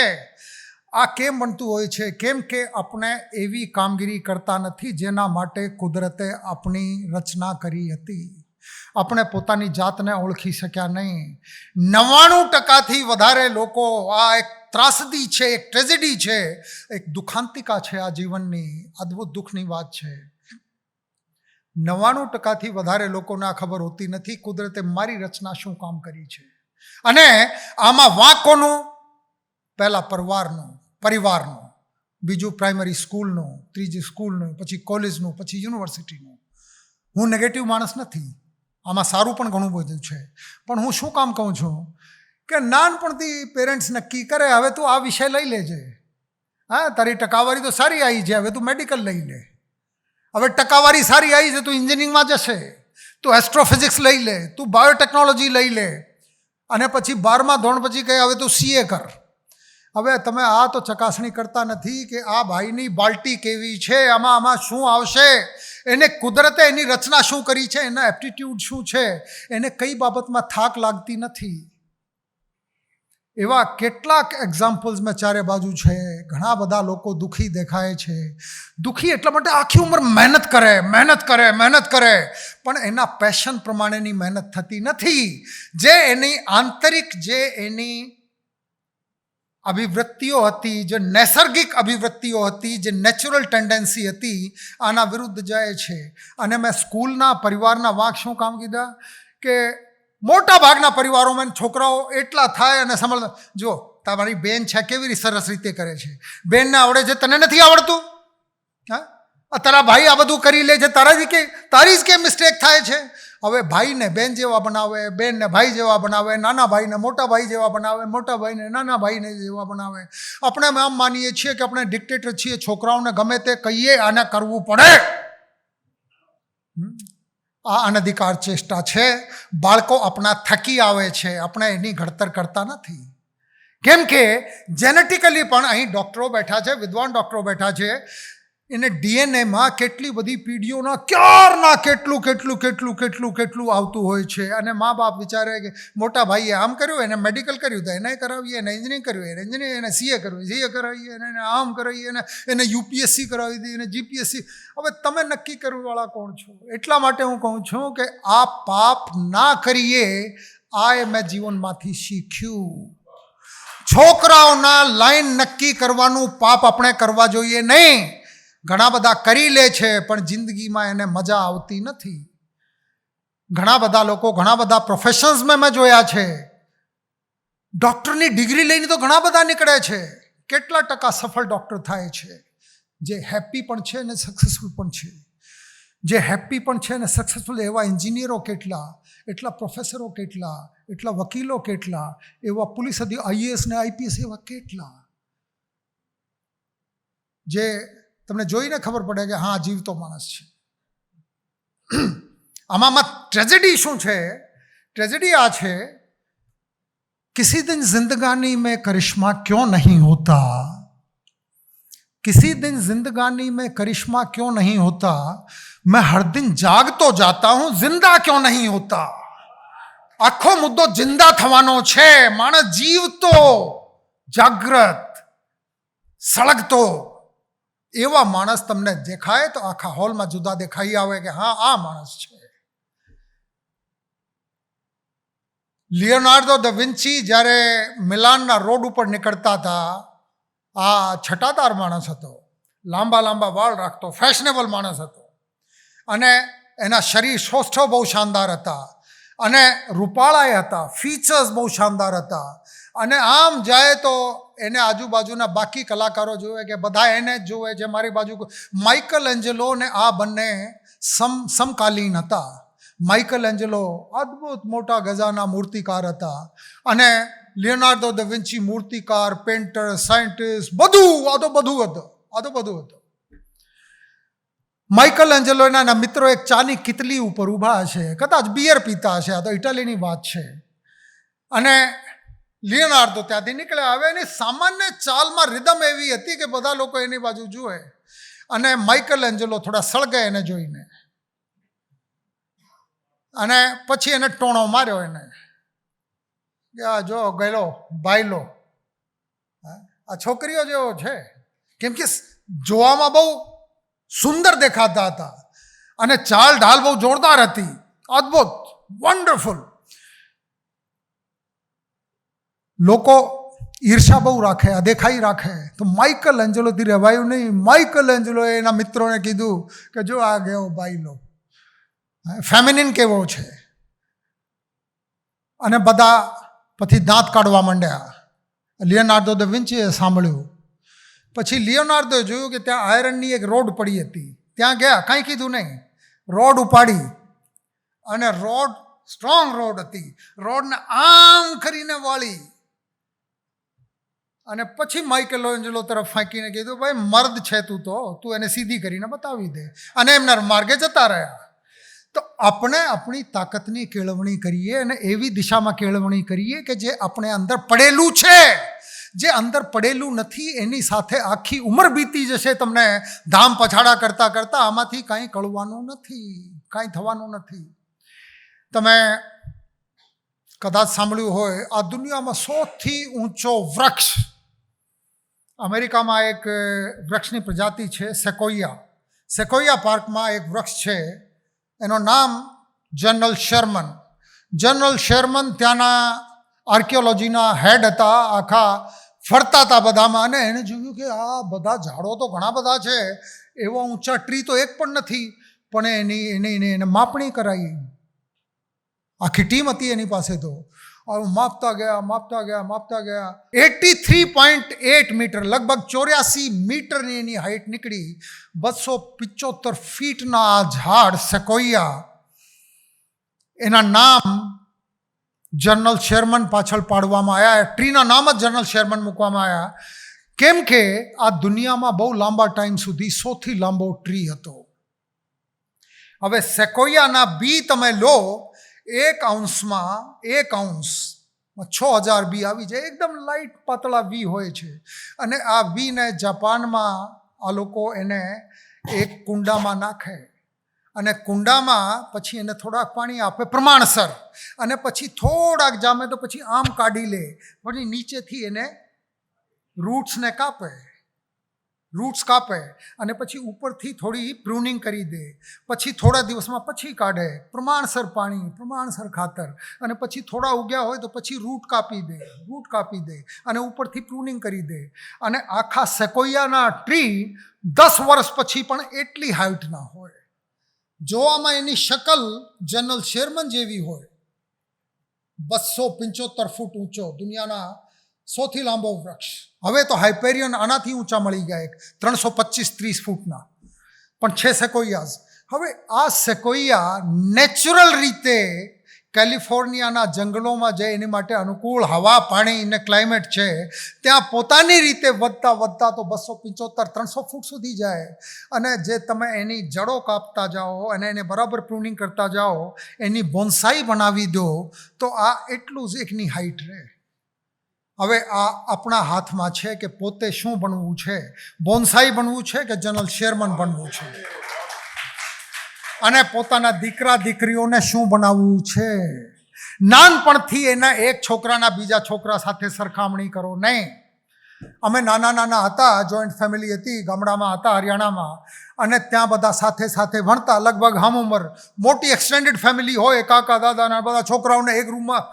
અમારા એક કાકા હતા, મોટા બાપુ હતા, આ બસાડી દે બધાને, હું પછી જોવા માટે આવવાનું છું કોણ કોણ સૂવે છે ને કોણ કોણ જાગે ને.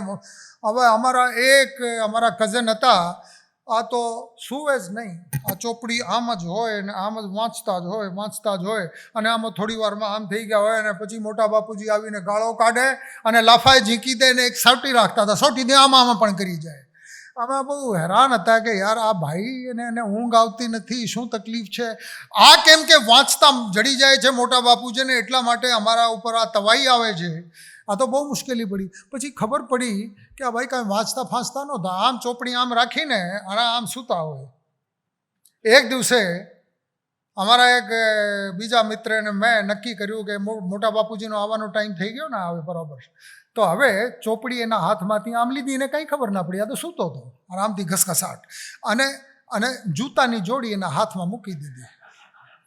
હવે બાપુજી આવ્યા, આ છોકરા તો શું કરે છે? હવે છોકરા પછી આમ કરીને જાગે, શું બાપુજી વાંચું છું. હે ગધેડા, તો જૂતા વાંચે છે. હવે પ્રોબ્લેમ આ છે કે બાપુજી બધાની સરખામણીની સાથે કે આ એટલું વાંચે, તમે વાંચો. અરે કોઈને 1 કલાકમાં સમજાઈ જાય, કોઈને 15 મિનિટમાં સમજાઈ જાય. પછી બધાને સરખી રીતે ટ્રીટ કરો. છોકરાઓને એની બોન્સાઈ બનાવવાનું કામ છે, એને ગમતું ના કરવા દો. સચિન તેંડુલકરના પપ્પા જ્યારે આ એટલો હતો 6-1 વર્ષનો, આ કદી કે દીકરા તું સ્કૂલમાં જાય છે પણ તું ભણતા તો ક્યારે જોવા મળતા નથી, કે પપ્પા મને ભણવામાં કંઈ મજા પડતી નથી. હવે સચિન તેંડુલકરના પપ્પા રમેશ તેંડુલકર પ્રોફેસર હતા મરાઠી ભાષાના. એને કીધું કે ચલો કોઈ વાંધો નહીં, તને જે ગમતું હોય તું કર. અને પછી એક દિવસ પૂછે, જ્યારે 8-9 વર્ષનો, તારા સ્કૂલમાં ક્રિકેટની ટીમ છે કે ના? મારા સ્કૂલમાં તો ટીમ નથી, હું તો શેરીમાં સોસાયટીમાં રમું છું. તો એના પપ્પાએ ખબર કાઢી કે ભાઈ સૌથી સરસ ટીમ મુંબઈમાં ક્રિકેટની કઈ છે, કે શારદાશ્રમની ટીમ છે, સ્કૂલની સૌથી સરસ ટીમ છે. હવે આ એના ઘરથી 1.5 કલાક બાય ટ્રેન જવાનો રસ્તો. એની એક કઝન સિસ્ટર શારદાશ્રમની નજીક રહેતી હતી, એના પપ્પાની એની ફઈને વાત કરી કે આ ટેણીઓ છે મારો સચિન, એને ક્રિકેટ રમવાનો ગાંડો શોખ છે, એને શારદાશ્રમમાં ભરતી કરાવી દઉં, તું રાખી લેશે? કરે કે હા ભલે ન રહી જાય, મારા છોકરાઓ છે, આ પણ રહેશે. હવે સચિન તેંડુલકર રમતા શરૂ થયા. પછી 3-4 વર્ષ પછી એના પપ્પાએ પૂછ્યું કે બેટા તારા ક્રિકેટ ટીમમાં નંબર લાગી ગયો? કે હા, બીજા જ વર્ષે હું શારદાશ્રમની ટીમમાં આવી ગયો હતો. હવે તો મોટા ભાગના રેકોર્ડ મારા નામે આવી ગયા છે. તો એના ભાઈને બોલાયા સચિનના, કે એને શિવાજી પાર્ક લઈ જા. હવે શિવાજી પાર્કમાં જઈને પૂછા કરી કે સૌથી સરસ કોચ કોણ? કે રમાકાંત આચરેકર. તો એના ભાઈ એને લઈને ગયા કે એવી રીતે અમારા ભાઈ છે, એને રમવાનો બહુ શોખ છે, કે ભાઈ હું તો ટ્રાયલ લઉં છું. હવે ટ્રાયલ લીધા, બોલ ફેંકે ને આ તો સરસ રીતે રમે. એને કીધું કે ભાઈ હું સ્વીકારું છું, મારી ટીમમાં એને મૂકી જા. અને ટીમ પછી 16 વર્ષની ઉંમરમાં વસીમ અકરમને અને અબ્દુલ કાદરને 6 ફટકારતા હતા પાકિસ્તાનની સિરીઝમાં. હવે જે એના પપ્પાએ નાનપણમાં એની ક્રિકેટ બંધ, આપણે તો મોટા ભાગે શું કરીએ છીએ, આજ પછી સોસાયટીમાં ક્રિકેટ જોવા મળે ને તો તારા કાન ખેંચું ને તને મારું લાફા, ક્રિકેટ જોતા નહીં, ક્રિકેટ નહીં રમવાની તારે. પછી એના એક મેથેમેટિક્સના ટ્યુશન લગાડે, એક ઇંગ્લિશના ટ્યુશન લગાડે, ત્રીજો એક સાયન્સના લગાડી દે. અને સાંજ સુધી સચિન તેંડુલકર જે ગુલાબનો ફૂલ છે, અને એના પપ્પા જે ધાર્યું હોત તો એને કમળના ફૂલ બનાવવાનું, આ કમળના ફૂલ તો બનવાની કોઈ શક્યતા નહોતી. આ કરમાયેલા ગુલાબ બન્યું હશે અને બની ગયા હોત. અને પપ્પા કેમ કે સમજદાર હતા, એટલા માટે Sachin Tendulkar became what he became. આખી દુનિયા એને જાણે છે. આપણે મોટા ભાગે કરમાયેલા ગુલાબોથી સમાજ ઠસોઠસ ભરેલું છે. એપ્ટિટ્યૂડ બીજું કંઈ છે અને ભણાવે છે બીજું કંઈ, ત્રીજું કંઈ કરવા પડે, ચોથું કંઈ કરવા પડે, અને આમાં દુઃખી થઈને માણસ પછી એડજસ્ટ કરતાં શીખી જાય. એડજસ્ટ કરતાં પછી બોન્સાઈ બની જાય માણસને. જે જનરલ શેરમન બની શક્યા હોત, સચિન તેંડુલકર જનરલ શેરમન, કપિલ દેવ, હું ને કપિલ દેવ મારાથી 1-2 વર્ષ આગળ હતા, એટલા જ ફેર છે. પણ DAV કોલેજ ચંડીગઢની ટીમમાં આવે તો બધાને ખબર હતી એને ભણવાની સાથે કાંઈ લેવા દેવા નથી. સચિન તેંડુલકરને એની શાળાએ મહેનત કરીને પાસ કરાવી દીધું. કપિલ દેવને DAV સ્કૂલે એને પાસ કરાવી દીધું ધક્કા મારીને. જે એને વિદ્વાન બનાવવાના પ્રયાસ કર્યા હોત તો વિદ્વાન નહોતા બનવાના, ક્રિકેટર પણ ના બની શક્યા હોત. તો જીવનમાં આ એક શીખી છે કે છોકરાઓને બહુ હેરાન કરવામાં, અમને ઓળખો, એના અંદર જે કુદરતે મૂકેલી છે આ વસ્તુને બહાર લાવવા માટે એનો પ્રયાસ કરો. જનરલ શેરમનને હાઇપેરિયનની હાઇટ સુધી દરેક છોકરામાં તાકાત છે કે પોતાના ગમતા ફિલ્ડમાં જઈને જવાની છૂટ મળે તો ગમે ત્યાં સુધી પહોંચી જાય. અનલિમિટેડ સ્કોપ છે જીવનમાં આગળ જવાનો. અને લાસ્ટ, બેભાન અવસ્થામાં લોકો કેવી રીતે જીવન ગાળે છે. હું હરિયાણાનો છું એટલે હરિયાણાની વાર્તા કહું. અમદાવાદમાં ફિટ ના બેસે. અમદાવાદમાં એટલા માટે કે અહીં પ્રોહિબિશન છે. ગુજરાતમાં પ્રોહિબિશન છે જેના સંપૂર્ણ પોલીસ અધિકારી રીતે, નાગરિક રીતે પણ હું સન્માન સાથે પાલન કરું છું. પણ આ હરિયાણાની સ્ટોરી છે. અમારા ગામમાં એક ભાઈને ત્યાં સંતાનનો જન્મ થવાનો હતો અને ભાઈ બહુ ટેન્શનમાં હતા.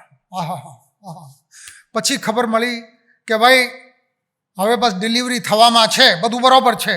તો એને એક મિત્રને પકડ્યા, ચાલે યાર આપણે ચાલે પીઠા ઉપર જઈએ, મજા કરીને આવીએ, ઉજવણી કરીએ. તો મિત્રે કીધું કે યાર છોકરો આવી જાય પછી ઉજવણી. બોલા યાર પહેલાં ઉજવણી, હવે તો નક્કી છે છોકરો તો આવવાનો. બંને ગયા ઠેકા કહે ત્યાં પીઠાને, અને ઠેકા ઉપર જઈને બધા દારૂ વારૂ પીધી. અને ત્યાંથી પછી ખબર મળી કે ભાઈ છોકરાના જન્મ છોકરો છે અને જન્મ થઈ ગયો છે. પછી નક્કી કર્યો ચલો આપણે હોસ્પિટલ હવે જઈએ. તો બંને આમ કરતા પહોંચ્યા હોસ્પિટલે. પણ હોસ્પિટલે જઈને જોયું એટલું નાનું.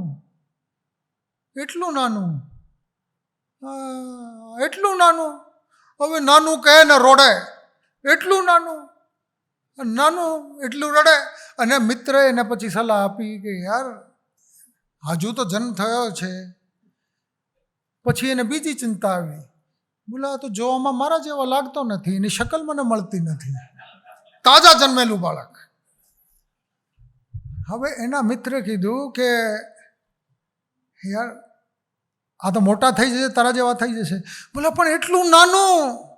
તો મિત્રે પછી એને સમજાવ્યો કે યાર મારા જન્મ થયા હતા, હું 2-2.5 કિલોનો હતો, એટલો જ હું હતો. બોલા તું એટલો હતો 2-2.5 કિલોનો? બોલા હા. બોલા કે પછી તું જીવતા રહ્યા કે નહીં? હવે મિત્ર પણ પીધેલા હતા. મિત્ર વિચારે, બોલા યાર બહુ જૂની વાત છે, હવે ક્યાં યાદ હોય. હવે મોટા ભાગે લોકો નશામાં એક વસ્તુના નશા, બીજી, ત્રીજી, ચોથી વસ્તુના નશામાં જીવન કાઢી દેતા હોય છે. મેં જીવન પાસેથી શીખ્યું કે નશામાંથી નીકળીને જાગૃત રહીને જીવો તો ખબર પડે કે આ જીવન માણવાની વસ્તુ છે. અને આગ, પાણી, ધૂળ, માટીમાંથી કુદરતે આ પૂતળા બનાવી દીધા. આ પૂતળા ઉજવણી કરી ના શકે તો વાંક એનો છે. તમે સુખી છો, તમે દુઃખી છો, તમે સક્સેસફુલ છો કે તમે ફેલ્યોર છો, you are responsible, nobody else is responsible. હવે છેલ્લી એક વાર્તા તમે પરમિશન આપો તો હું કહું. પંકજભાઈ કહી દઉં. જેમ આ બધી મિત્ર મંડળી વિદ્વાનોની, મહાન અમારા મિત્રોની બેઠી છે આગલી હરોળમાં, મહાન તો પાછળવાળા પણ છે, પણ મને અહીં બોલાવવાવાળા આગળની હરોળવાળા છે. એમની જેમ એક સમ્રાટ હતા, મોટા સમ્રાટ. એને જોયા કે આખા ગુરુકુળોમાં ને શાળાઓમાં ને બધા છોકરાઓ બધા દુઃખી થાય છે, એક સબ્જેક્ટ ભણો ને બીજા સબ્જેક્ટ. પછી એને કહેતો કે યાર જેટલા જ્ઞાની લોકો છે બધાને ભેગા કરો, શિક્ષકો ને ઋષિઓ ને જ્ઞાની વિચારકો, ફિલોસોફર જેટલા. બોલા કે હવે તમારું એક કામ છે, તમને 1 મહિનાનો ટાઈમ આપું છું. દુનિયાના જેટલા સંકલિત જ્ઞાન છે આ બધાને ભેગા કરો અને અહીં લઈને આવો. હવે બધા ચાલ્યા, કોઈ લાઇબ્રેરીમાં બેસી ગયા, કોઈ જગ્યાએ બેસી ગયા, કોઈ જગ્યાએ બેસી ગયા, અને 12 ગ્રંથનો એન્સાઇક્લોપીડિયા જરા ભેગા કરીને 1 મહિનામાં બધા 150 જણા ભેગા હતા, બધા લઈને આવ્યા એટલા.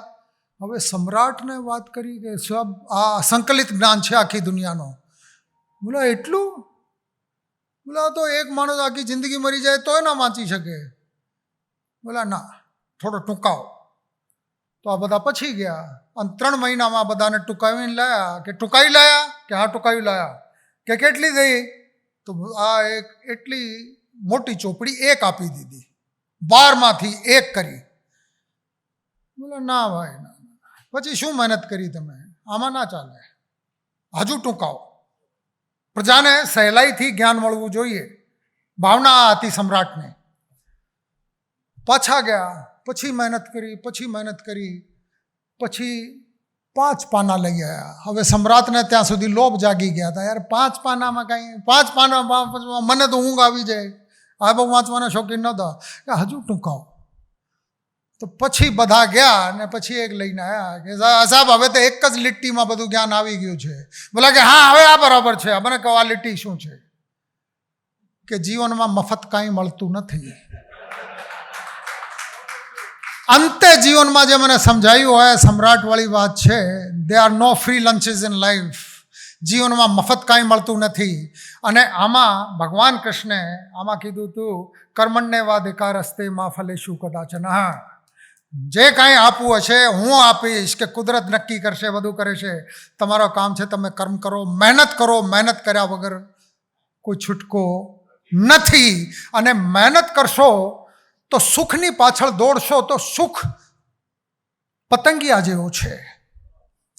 જાઓ પછી પકડવા માટે, પછી ઉડશે, પછી ત્યાં બેસશે, પછી ત્યાં જશો ધીમે ધીમે, પગચાપ ના થાય, પછી ઉડશે ને પછી ત્યાં બેસશે, કેમેરા ઉપર પણ આવીને બેસી જાય કદાચ. અને તમે હાંફળા થઈ જાઓ પણ આ હાથ નથી આવવાનું. હેપીનેસનું, આનંદનું એવું છે.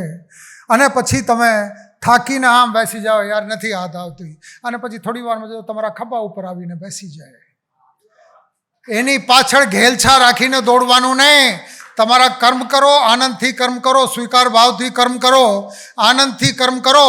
અને તમારે અંદર જે કુદરતે મૂક્યું છે આ લાઇનમાં તમારી સ્કેનિંગ કરો, તમારી પ્લાનિંગ કરો, કટિંગ પોલિશિંગ આ વસ્તુની કરો. જે હીરા તમારે અંદર મૂકેલા છે તો તમને બધું મળશે. તમારા 1 કલાક બગાડ્યા આના માટે, ખબર નહીં એના પ્રતિભાવ આપનું કેવું આવશે. પણ મેં જે કાંઈ જિંદગીમાંથી શીખ્યું આ બધું મેં કહી દીધું. અંતે હું છું શું? સુદામા ભાઈએ જે કાંઈ કીધું એને જવાબ આપું છું. બહુ લાંબુ કીધું. મને ખરેખર કન્ફ્યુઝન હતું મારા બાબતે છે કે બીજા કોઈ ભાઈની વાત ચાલે છે. એક મામૂલી સા ખ્યાલ હું મેં, एक मामूली सा ख्याल हूं मैं, कभी आऊं तो मुस्कुरा देना.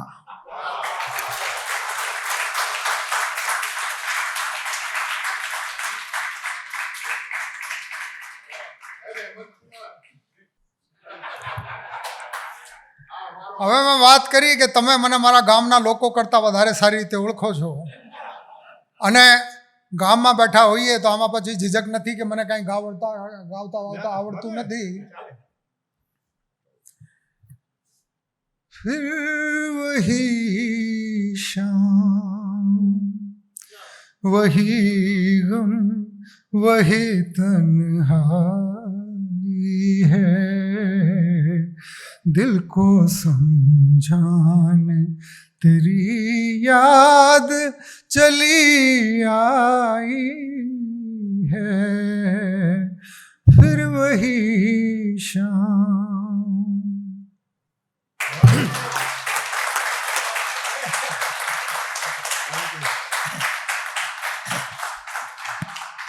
Thank you very much. આ પ્રતિભાવ તો તમે જાતે જેટલી બધી તાલીઓ અને બધા એવા ગરકાવ થઈ ગયા હતા કે આ બંધ ના થાય તો સારું. મેં એટલા માટે જ સુદામાને કહ્યું હતું કે આપણે આ અજય નામ છે ને એનો જાદુ છે. અજય ઉમટ આવે ત્યારે પણ આ જ થયું હતું કે આપણે 3 જણે નહીં બોલવું, કારણ કે અમુકમાં પડદા પાડ્યા પહેલાં 3 ઘંટડીઓ વગાડવાની જરૂર નથી.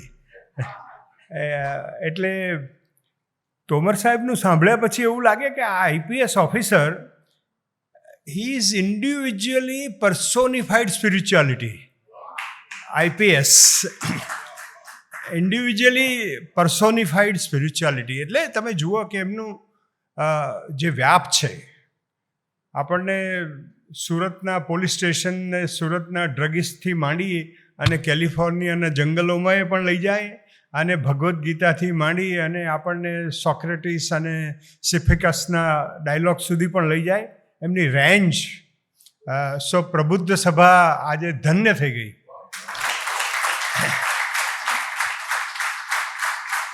હું તો સંસ્કૃતનો વિદ્યાર્થી છું, એટલે હું એટલું જ કહું કે એક સરસ શ્લોક છે સંસ્કૃતમાં, નાભિષેકો ન સંસ્કારઃ સિંહસ્ય ક્રિયતે વને વિક્રમાર્જિતસ્ય ત્વસ્ય સ્વયમેવ મૃગેન્દ્રતા. સિંહનો કોઈ દિવસ રાજ્યાભિષેક કરવામાં નથી આવતો, કે સિંહને કોઈ સ્કૂલમાં જવાની જરૂર નથી પડતી, કારણ કે એના ડીએનએમાં જેવી તાકાત હોય છે કે સિંહ જ લાગે. સ્વયમેવ મૃગેન્દ્રતા, એ પોતે જ મૃગેન્દ્ર હોય છે. એટલે આઈપીએસ ઓફિસર, આઈએએસ ઓફિસર બધાના એક જુદા વિશ્વો હોય છે, પોતપોતાની દુનિયા હોય છે. પણ એટલે એક પ્રોસેસ હોય છે પંકજભાઈ સાહેબ, કે એ યુપીએસસી કે જીપીએસસી સિલેક્ટ કરે, પછી એનું આખું સમાજ એનું પ્રોસેસિંગ કરે, અને રિટાયર્ડ થાય પછી ઘણા લોકો એકદમ રિટાયર્ડ, એટલે તમને જુઓ તો એમ લાગે કે આ ભાઈને હવે શું કરવું, એ જાણે કે બેસવા માટે જ લાયક થઈ ગયા હોય.